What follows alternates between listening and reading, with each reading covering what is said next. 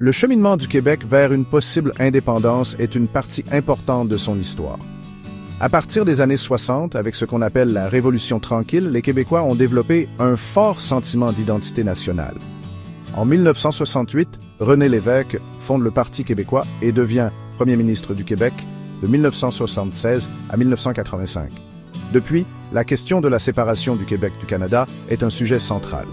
2 votes importants, appelés référendums, ont marqué ce parcours. Le premier référendum avec René Lévesque a eu lieu en 1980. Les Québécois ont été appelés à se prononcer sur la souveraineté association. Cela signifiait que le Québec deviendrait un pays indépendant, mais maintiendrait des liens étroits avec le Canada, notamment sur le plan monétaire. Malgré la volonté de René Lévesque, alors premier ministre du Québec, la majorité des gens ont voté non. Ce fut une grande déception pour les indépendantistes, mais ça ne les a pas arrêtés. 15 ans plus tard, en 1995, un autre référendum a eu lieu avec Jacques Parizeau à sa tête. Cette fois, la question était plus simple. Le Québec devrait-il devenir un pays? Les passions étaient vives, et ce fut une période très émotive. Encore une fois, la majorité a voté non, mais de justesse. Même si le non l'a emporté, le débat sur l'avenir du Québec n'était pas terminé.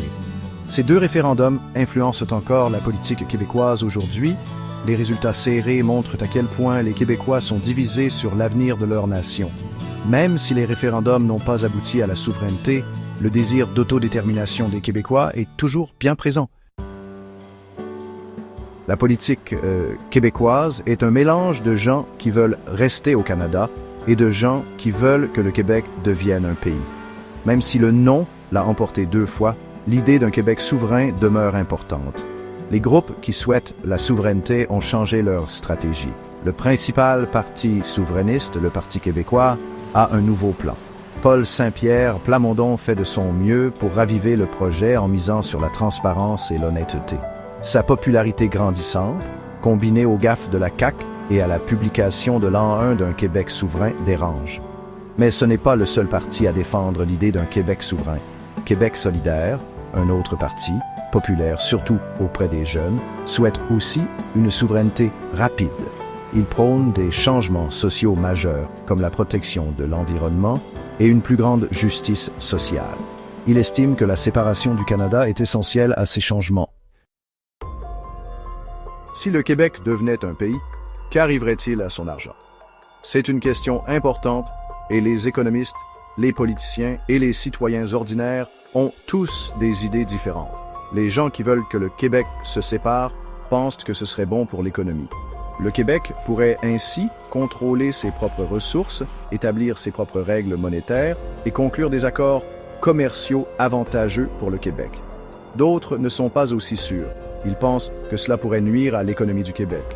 Ils s'inquiètent de ne plus pouvoir commercer aussi facilement avec le Canada, de ce qu'il adviendrait de l'argent et de la dette et de la conclusion de nouveaux accords commerciaux avec d'autres pays.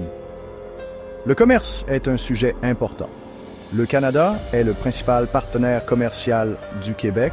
Si le Québec devenait indépendant, il devrait conclure de nouveaux accords commerciaux avec le Canada et d'autres pays.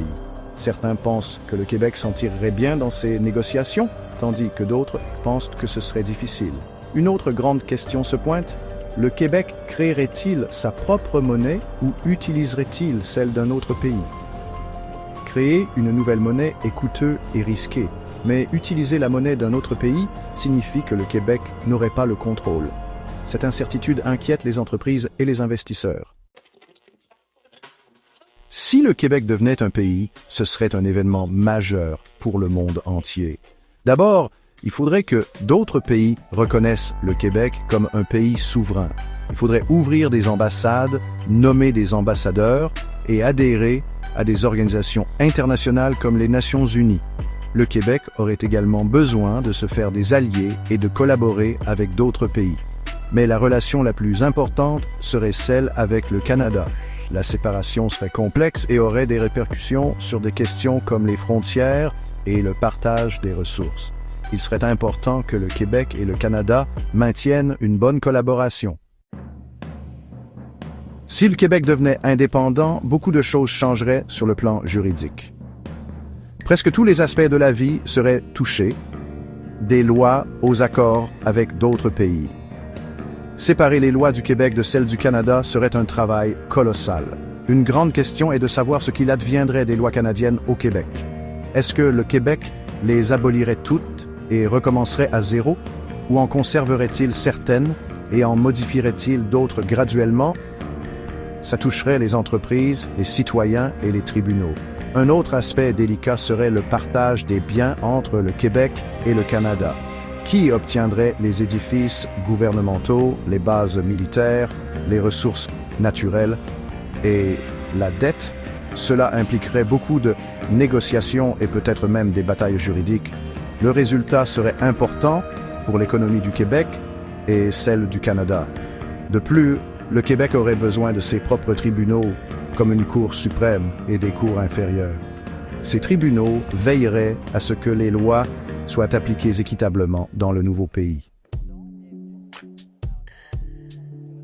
L'indépendance du Québec, ça sonne à la fois excitant et effrayant. Il y a beaucoup de défis et le Québec aurait besoin d'un plan solide. Au-delà de la politique et de l'argent, il faut penser aux aspects pratiques pour que tout se passe bien. Les infrastructures, comme les routes, l'énergie et les systèmes de communication, sont importantes pour n'importe quel pays. Le Québec devrait vérifier si ces systèmes actuels sont assez bons pour un pays distinct. Il faudrait peut-être dépenser beaucoup d'argent pour les améliorer ou en construire de nouveaux. Par exemple, les routes et les chemins de fer du Québec sont reliés à ceux du Canada. Les postes frontaliers, les douanes et la circulation des personnes et des marchandises, tout ça devrait être réglé. N'oubliez pas non plus que le Québec importe presque tout son pétrole et son gaz naturel des autres provinces canadiennes. Outre les aspects matériels, le Québec devrait penser à sa population, attirer des travailleurs qualifiés, faciliter la création d'entreprises et encourager l'innovation et serait important pour l'économie du Québec.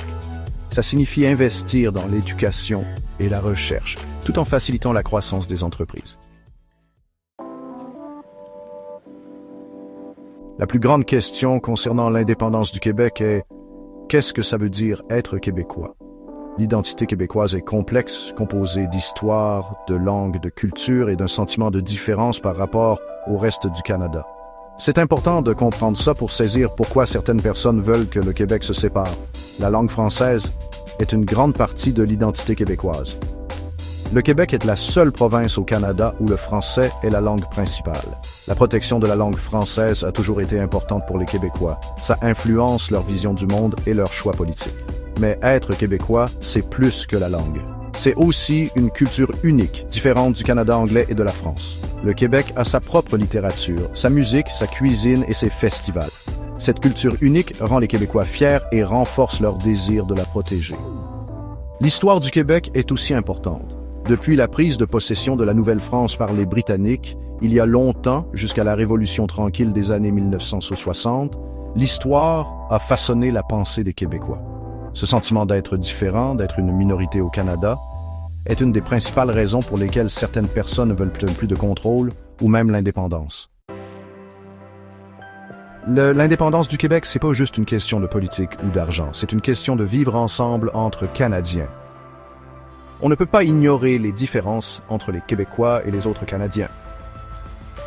C'est important de se parler et de se comprendre, peu importe ce qui arrive avec l'indépendance. Les Canadiens, au Québec comme ailleurs, doivent discuter respectueusement de l'avenir, de leurs espoirs et de leurs craintes, et de ce que ça veut dire être Canadien pour eux. Ces conversations-là doivent avoir lieu partout, pas juste entre les politiciens, mais dans les communautés, les écoles et les maisons.